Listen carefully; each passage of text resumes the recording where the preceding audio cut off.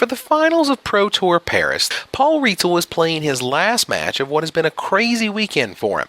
On top of making the finals of the Pro Tour, he has been simultaneously playing in the second day of the Grand Prix, making an incredible 24th place finish out of over 2,100 competitors. His opponent, Ben Stark, is having a hot run himself, a finalist in Grand Prix Atlanta just a few weeks prior. Paul's start was a little shaky with a double mulligan. He did have a turn 1 step links though to threaten early beats. Stark's game really began on turn 2 when he played Stoneforge Mystic to fetch Sword of Feast and Famine. Considering he was working off 5 cards, Paul's draw seemed solid.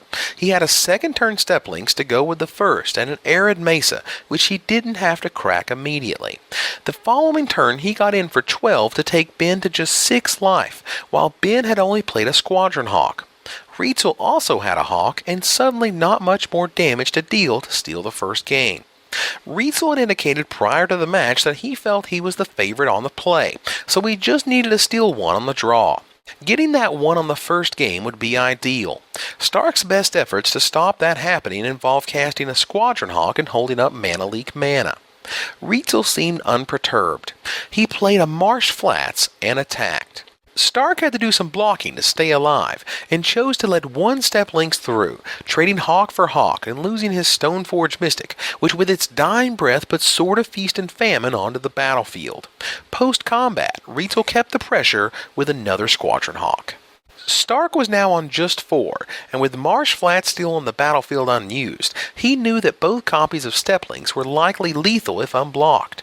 Ben equipped his Sword of Squadron Hawk and cast a second. A teetering peaks meant that even with blocks, Stark dropped to 1 from Rietzl's attacks. Rietzl thought a little before casting a pair of copies of Plated Geopede. He was extending heavily if a Day of Judgment was in his future, but having the Geopedes on the battlefield meant that even if he didn't draw a land, he's able to attack for the win in the face of blockers. As it turned out, all this thinking wasn't really necessary.